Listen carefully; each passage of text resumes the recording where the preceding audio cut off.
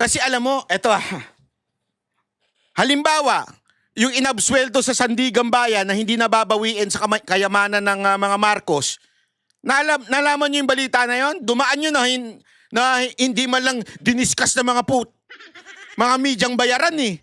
Hindi man lang talaga diniskas yun eh. Mantakin mo, ilang bilyon yon yung ill-gotten wealth, hindi na daw babawiin kasi parang inabsweldo na Sandigan Bayan ngayon.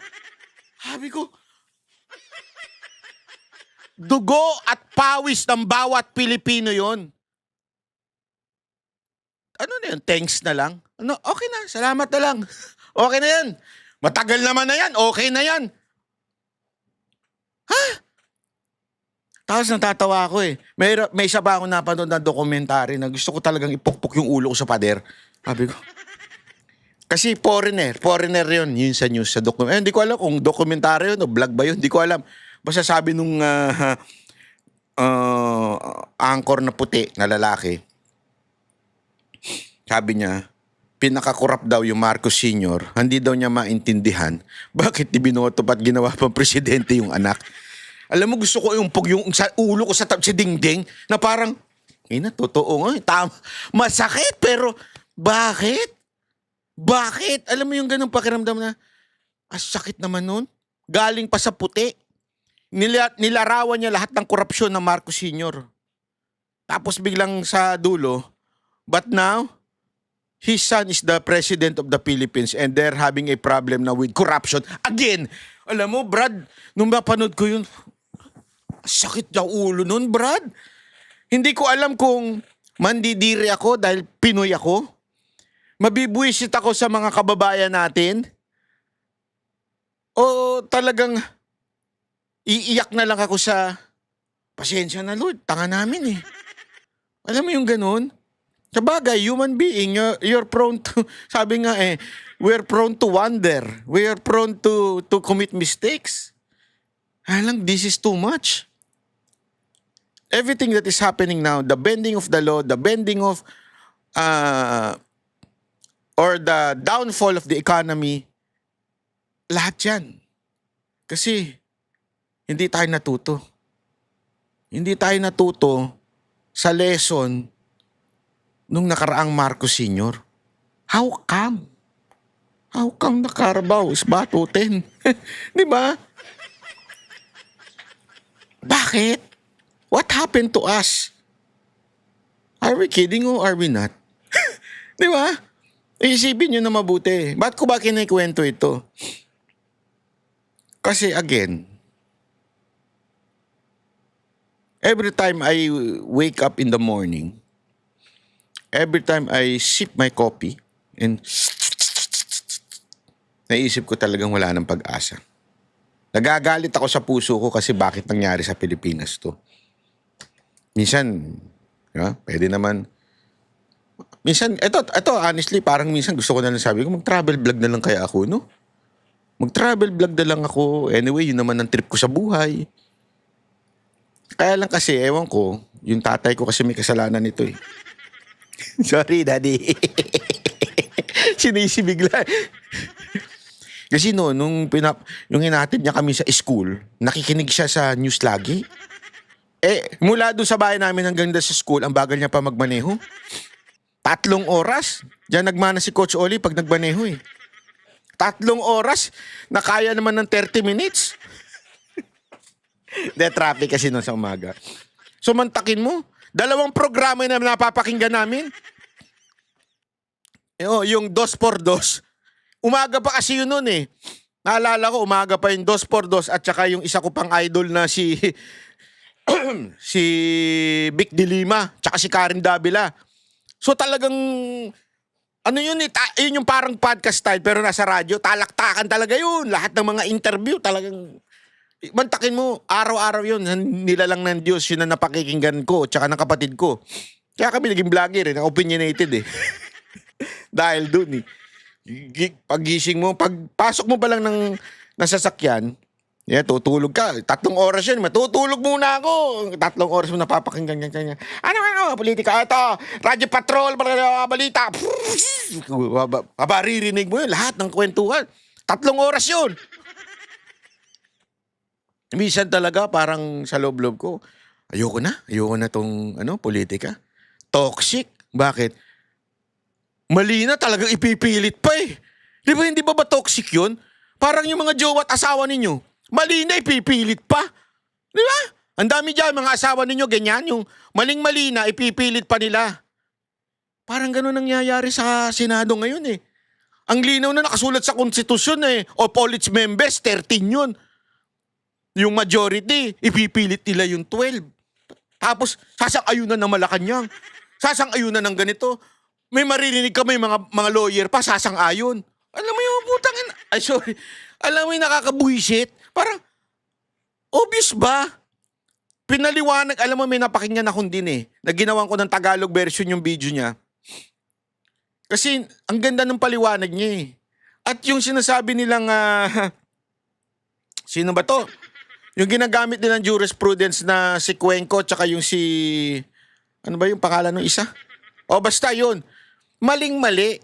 Kasi it's an open session. Ibig sabihin, kaya may quorum kasi from the very start may quorum na. Parang ganito, may meeting tayo 5. Kuwari, tama, sabihin na natin 5 para mas maikli. 5 tayo nagmi-meeting. Kailangan ng botohan. So, yung time na yon may quorum na. Yung dalawa na buwisit, umalis. It doesn't mean mapuputol yung quorum. Sila umalis eh. Di ba?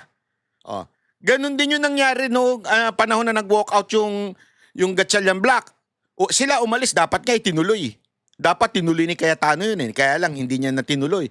Kasi nga, alam mo si Cayetano, peacemaker din ito eh. Sa totoo lang, medyo di naman masyado sinusunod yung Biblia. Pero parang ganun eh, peacemaker talaga siya. Pwede niyang i-insist eh. We started with a quorum. Dapat tuloy-tuloy ito. Hindi niya na pinilit eh. Di ba? Yung sitwasyon nung kila Gatchalian, nung June 3, yung isang illegal na ginawa nila, walang quorum nun. Therefore, you really need all of its member to vote. Walang quorum nun. Nadagdagan lang sila ng isa. Drama na lang nila yun. Pero sa totoo lang, walang quorum yun. Kasi nga, hindi naman continuing quorum yun, kaya hindi nila pwedeng gamitin yung jurisprudence na yan. At 1935 Constitution pa yan. At dun sa 1987 Constitution, may dinagdag ng of all its members. Kaya magkaiba.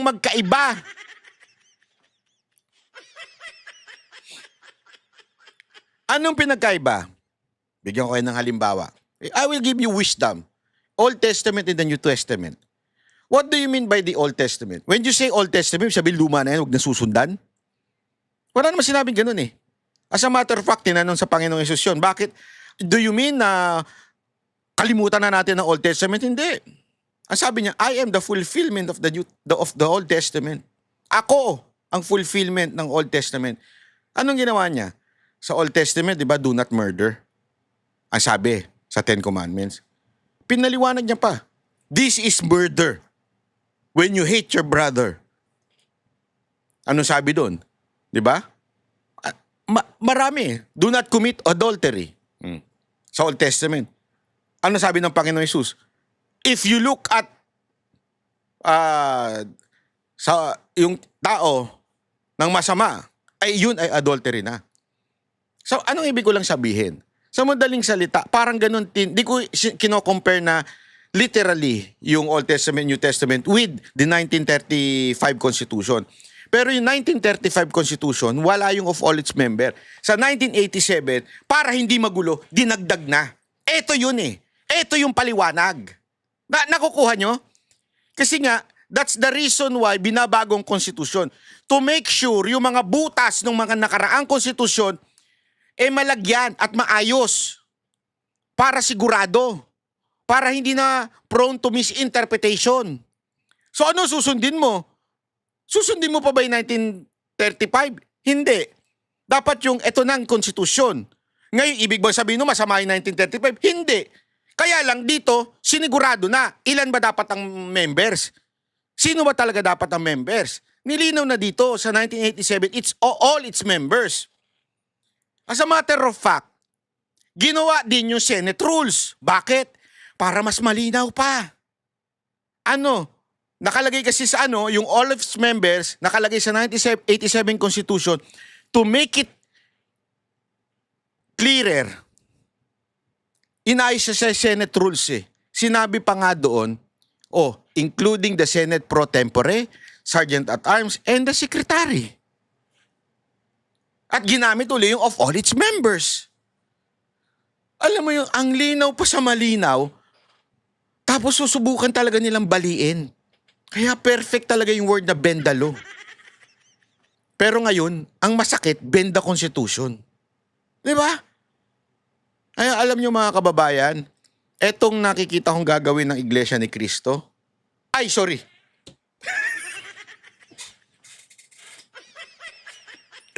Hindi, yung ginawa ng Iglesia ni Cristo na sinusuportahan si Marcoleta. Di ba? Sinusuportahan si Marcoleta. Wala akong sinabi sila Yuri Leon, ha? Ang sinasabi ko, yung Iglesia ni Cristo, yung ginagawa nilang pagsuporta kay Marcoleta, perfect yun.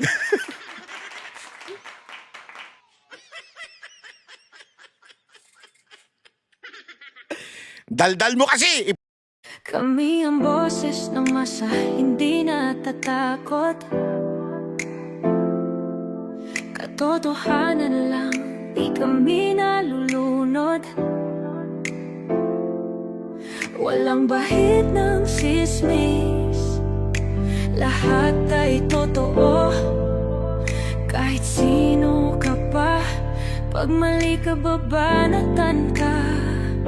Walang pinipili kulay, wala kaming kinikilingan. Basta para sa bayan, kami lalaban.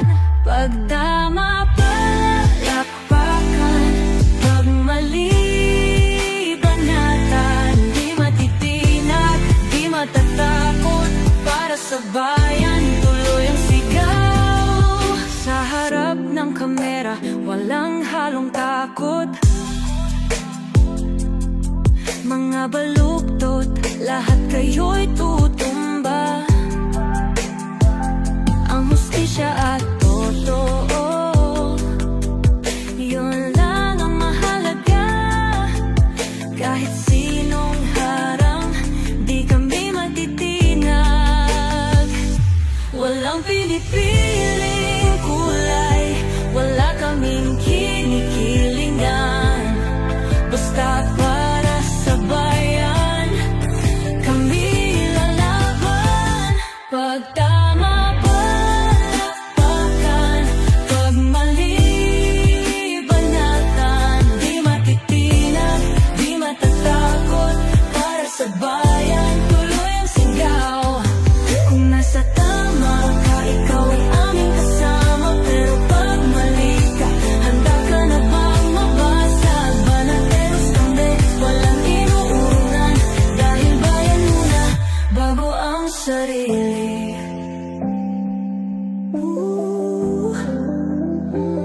Bago ang sarili.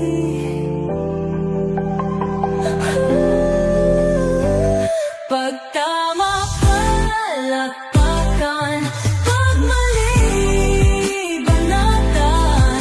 Banateros ang sigaw, katotohanan ang laban.